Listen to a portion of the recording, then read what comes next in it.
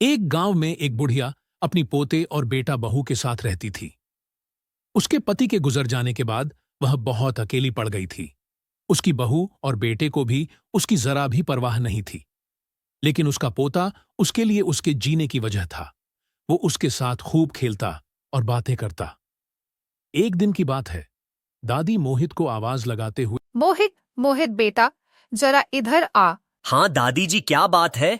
अरे मेरा चश्मा नहीं मिल रहा, जरा ढूंढ दे। दादी, चश्मे का क्या करूंगी? बेटा, यह देख कितना फट गया है, इसे सिलना है। बिना चश्मे के दिख नहीं रहा है। दादी, ये तो बहुत पुराना है, ये तो घिस घिस कर फट गया है। इसे छोड़ो, मैं मम्मी से कह दूंगा, वे आपको नया सिलवा कर दे देंगी। नहीं बेटा, अपनी मम्मी से कुछ मत कहना, नहीं तो मुझे 10 बातें सुना देगी। मैं इसी से काम चला लूंगी। मोहित चुपचाप चश्मा ढूंढने लगा। पीछे की खिड़की में चश्मे की डिब्बी मिल गई, जो कि पर्दे के पीछे छिप गई थी। मोहित ने चश्मा दादी को दिया और वो सुई में धागा डालकर फटे हुए ब्लाउज को सिलने लगी। मोहित को यह सब बहुत बुरा लग रहा था। मम्मी हर महीने एक नई साड़ी खरीदती थी, जब मन चाहे नए गहने खरीदती थीं, और दादी फटे कपड़े में थेकली लगाकर काम चला रही थी। शाम को जब मोहित के पापा राकेश आए तो उसने पापा को सारी बात बताई। पापा, दादी के पास एक भी नई साड़ी या ब्लाउज नहीं है। वो अपने पुराने ब्लाउज को सिल रही थीं। पहले भी कई बार सिल चुकी हैं, लेकिन वह कहीं ना कहीं से फट जाता है। आप उन्हें नई साड़ी ब्लाउज दिलवा दीजिए। ठीक है बेटा, मैं ला दूंगा। सुनो, माँ के लिए एक साड़ी ब्लाउज ला देना। मोहित ने उन्हें फटे कपड़े सिलते देखा है।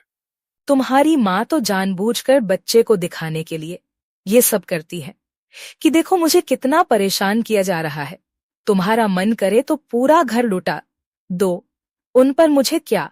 अरे तुम तो बात बात में नाराज हो जाती हो। एक साड़ी ब्लाउज में क्या हो जाएगा? वैसे भी अगर फटा ब्लाउज पहनकर वो किसी के सामने आ गई तो हमारी ही बेइज्जती होगी। अगले दिन राकेश अपनी माँ के लिए एक साड़ी और ब्लाउज का कपड़ा ले आए। 2 दिन बाद मोहित के हाथ से साड़ी ब्लाउज माँ के कमरे में भिजवा दिया। मोहित खुशी खुशी दादी को कपड़े देने पहुंच गया। तो इसकी कोई खुशी नहीं थी। कितना अच्छा होता अगर मेरा बेटा या बहू को इसे अपने हाथों से देता। कोई बात नहीं दादी, आप इसे पहनकर दिखाओ। मैं पापा का मोबाइल लाकर आपकी एक फोटो लेता हूँ। आप इसमें बहुत सुंदर दिखोगी। बेटा, कल नहाकर पहनूंगी। नया कपड़ा नहाकर पहनना चाहिए। साड़ी निकाली तो देखा वह एक सस्ती सी सूती साड़ी थी। एक बार तो उनका मन किया कि इसे वापस कर दे, लेकिन अपने 5 साल के पोते के चेहरे पर जो खुशी थी, उसकी खातिर उन्होंने वो लेकर रख ली। मोहित कुछ देर खेलने के बाद दादी के पास ही सो गया। कुछ देर में सुधा मोहित को लेने आई। माँ जी, इस बार तो ये आपके लिए साड़ी ले आए, लेकिन आगे से कोई फरमाइश मत करना।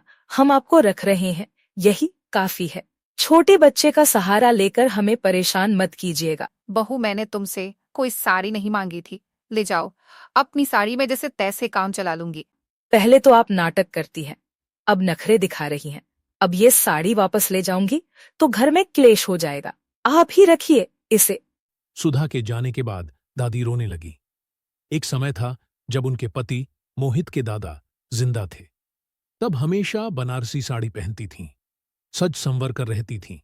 घर का सारा काम नौकर चाकर करते थे। उनके मरते ही सारा व्यापार राकेश के हाथों में चला गया। तब से उनके बुरे दिन शुरू हो गए। अगले दिन मोहित की जिद पर दादी ने नई साड़ी पहनी, जिसे पहनने का उनका बिल्कुल मन नहीं था। उसके बाद दादी मोहित को लेकर मंदिर गईं। वहां से दादी वापस आ रही थीं। तभी उनकी बचपन की सहेली आभा मिल गई। कैसी है बहन? आज तो नई साड़ी में बड़ी अच्छी लग रही है। दादी आभा के साथ मंदिर की सीढ़ियों पर बैठ गईं। मोहित पास ही में खेल रहा था। दादी ने कल की सारी बात आभा को बता दी। तू तो बेकार घर गृहस्थी में पड़ी है। इतनी बेइज्जती कराने से अच्छा है मेरे साथ चल। मैं वृद्धा आश्रम में रहती हूँ, पूरे मान सम्मान के साथ। वहाँ सभी का आदर सम्मान होता है। हर महीने कोई न कोई आकर कपड़े, खाने का सामान, दवाइयाँ देकर चला जाता है। हमारे जैसे बहुत से लोग हैं। वहीं चल। बात तो तेरी सही है, क्या वो लोग मुझे रख लेंगे? हाँ हाँ, क्यों नहीं, मैं बात कर लूंगी। तू कल आ जाना, जगह तो तूने देखी ही है। मोहित सारी बातें सुन रहा था। आभा जी के जाने के बाद वह बोला, दादी, क्या तुम मुझे छोड़कर चली जाऊंगी? बेटा, मैं यहीं पास ही में तो हूँ। जब तेरा मन करे अपने मम्मी पापा के साथ मुझसे मिलने आ जाना। अगले दिन जब मोहित स्कूल गया था तो दादी ने सुधा को बुलाया और सारी बात बता दी। दादी अपना सामान लेकर वृद्धा आश्रम पहुंच गईं। दोपहर को जब मोहित आया तो दादी अपने कमरे में नहीं थी। उसने अपनी मम्मी से पूछा तो वो बोली, तेरी दादी अपनी मर्जी से गई हैं। हमने उन्हें जाने को नहीं कहा है। शाम को जब राकेश आया तो सुधा ने उसे सारी बात बता दी, लेकिन मां के जाने से उन्हें भी कोई फर्क नहीं पड़ा। लेकिन मोहित बहुत उदास रहने लगा। कई दिन बीत गए। मोहित न ढंग से खाना खाता था न खेलता था। एक दिन दादी से मिलना है, आप कुछ भी करके मुझे उनसे मिलाने ले चलो, वरना मैं कुछ भी खाना नहीं खाऊंगा और स्कूल भी नहीं जाऊंगा। वह दादी से मिलने की जिद करने लगा। हार कर राकेश और सुधा मोहित को लेकर दादी से मिलने पहुंचे। दादी से मिलकर मोहित बहुत खुश हुआ। फिर वह दादी के साथ मैनेजर के कमरे में गया। राकेश और सुधा भी पीछे पीछे पहुंच गए। क्या मैं भी यहाँ अपनी दादी के साथ रह सकता हूँ? नहीं बेटा, यहां वही रहते हैं जिन्हें उनके घर वाले निकाल देते हैं। तो फिर आप मेरे मम्मी पापा को रख लीजिए, दादी को मैं अपने साथ ले जाता हूँ। वैसे भी बड़े होकर मैं इन्हें घर से निकाल दूंगा, क्योंकि ये मेरी दादी को अपने साथ नहीं रखना चाहते हैं। यह सुनकर राकेश और सुधा को गहरा धक्का लगा। राकेश अपनी मां के पैरों में गिर पड़ा। माँ, मुझे माफ कर दो। मेरा बेचैनी में मेरी आंखें खोल दी। कृपया मुझे माफ कर दीजिए और अपने घर चलिए। हाँ माँ जी, मुझे भी माफ कर दीजिए। मुझसे भी गलती हो गई। आप हमारे साथ घर चलिए, आपको कभी कोई तकलीफ नहीं होगी। दादी, अब तो मम्मी पापा भी मान गए। अब आप हमारे साथ घर चलिए, आपके बिना अच्छा नहीं लगता। ठीक है, अगर मेरा पोता नहीं कहता तो मैं कत्ती तुम्हारे घर नहीं जाती।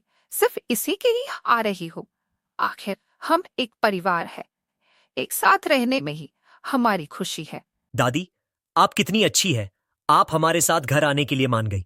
मैं बहुत खुश हूं। अब मैं आपके साथ खूब खेलूंगा। राकेश अपनी मां को घर ले आए। सुधा उनकी जी जान से सेवा करने लगी। मोहित ने यह सब देखा तो वह बहुत खुश रहने लगा।